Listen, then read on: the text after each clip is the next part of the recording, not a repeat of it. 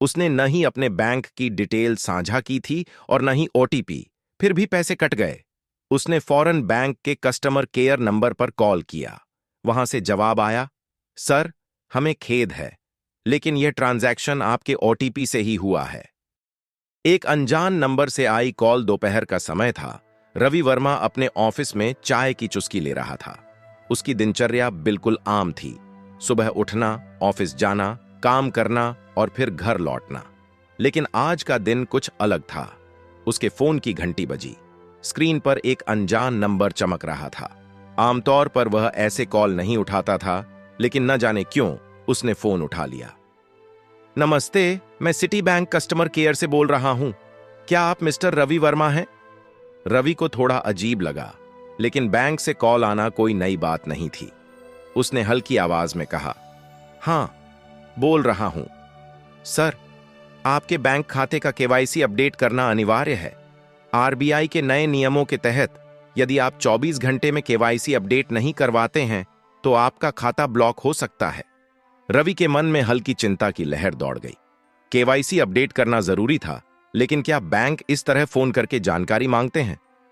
लेकिन मुझे तो बैंक से कोई आधिकारिक सूचना नहीं मिली है। रवि ने संदेह जताया। सर, आपको एसएमएस भेजा गया होगा। हो सकता है वह आपके स्पैम फोल्डर में चला गया हो। कृपया अपना आधार नंबर और पैन नंबर बता दें ताकि हम आपके केवाईसी को तुरंत अपडेट कर सकें। रवि थोड़ा ठिठका। क्या यह सच में बैंक का कॉल था या कोई धोखाधड़ी? उसने तुरंत जवाब देने के बजाय थोड़ा सोचने का फैसला किया। रवि ने फोन रख दिया। कुछ ही सेकंड बाद उसके मोबाइल पर एक एसएमएस आया। प्रिय ग्राहक, आपके खाते से 25,000 रुपए की निकासी की गई है। यदि यह लेन देन आपने नहीं किया है तो तुरंत हमसे संपर्क करें। उसका दिल जोर जोर से धड़कने लगा। उसने न ही अपने बैंक की डिटेल साझा की थी और न ही ओटीपी, फिर भी पैसे कट गए। उसने फौरन बैंक के कस्टमर केयर नंबर पर कॉल किया। वहां से जवाब आया, सर, हमें खेद है, लेकिन यह ट्रांजैक्शन आपके ओटीपी से ही हुआ है। कृपया साइबर क्राइम शाखा में शिकायत दर्ज कराएं। रवि का सिर घूमने लगा। वह समझ नहीं पा रहा था कि आखिर गलती कहां हुई। साइबर क्राइम शाखा में रवि की शिकायत दर्ज हुई। इंस्पेक्टर शर्मा ने कहा, सर, यह केवाईसी फ्रॉड का क्लासिक केस है। ठगों ने शायद आपके मोबाइल को ट्रैक करके फिशिंग अटैक किया होगा। लेकिन मैंने कोई डिटेल नहीं दी थी। रवि चौंक गया। सर, कई बार ठग बैकग्राउंड में कोई ऐप इंस्टॉल करवा देते हैं या फेक बैंक वेबसाइट पर लॉगिन करवाते हैं। संभव है कि आपके फोन में पहले से कोई मालवेयर था जिसने आपकी जानकारी लीक कर दी। रवि के दिमाग में बिजली सी कौंधी। हफ्ते भर पहले उसने एक लिंक पर क्लिक किया था जिसमें लिखा था, अपने खाते का मुफ्त क्रेडिट स्कोर चेक करें। कहीं वही तो धोखा नहीं था? इंस्पेक्टर शर्मा ने समझाया, आजकल ठग कई तरीके अपनाते हैं। कभी कभी वे असली बैंक की तरह दिखने वाली वेबसाइट बनाते हैं। जब लोग वहां अपनी डिटेल डालते हैं तो सीधा उनके पास चली जाती है। रवि ने घबराकर पूछा, तो अब मैं क्या कर सकता हूं? सबसे पहले अपने बैंक खाते को तुरंत ब्लॉक करवाएं, उसके बाद अपने सभी पासवर्ड बदलें और भविष्य में सतर्क रहें। रवि ने उसी समय अपने बैंक को कॉल करके खाते को अस्थायी रूप से बंद करवा दिया। इस घटना ने रवि की आंखें खोल दी। उसने तय किया कि वह दूसरों को जागरूक करेगा। उसने सोशल मीडिया पर अपनी कहानी साझा की और बताया कि किसी भी अनजान कॉल पर बैंक डिटेल्स साझा न करें। उसने कुछ जरूरी टिप्स भी दिए। बैंक कभी भी फोन पर व्यक्तिगत जानकारी नहीं मांगते। अगर केवाईसी अपडेट करना हो तो सीधे बैंक जाएं या उनकी आधिकारिक वेबसाइट देखें। अज्ञात नंबरों से आए कॉल और एसएमएस से सावधान रहें। अपने मोबाइल पर किसी भी अज्ञात ऐप को डाउनलोड न करें। अगर आपको किसी संदिग्ध कॉल पर शक हो तो तुरंत साइबर क्राइम हेल्पलाइन 1930 पर कॉल करें। रवि अपने नुकसान से उबरने की कोशिश करने लगा, लेकिन यह घटना उसे जीवन भर याद रही। उसने अपने परिवार और दोस्तों को इस बारे में बताया और उन्हें भी सतर्क रहने को कहा।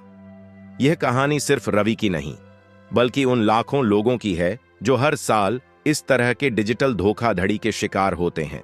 सावधानी और सतर्कता ही इस तरह के फ्रॉड से बचने का सबसे बड़ा हथियार है। क्या आपके साथ भी कभी ऐसा हुआ है?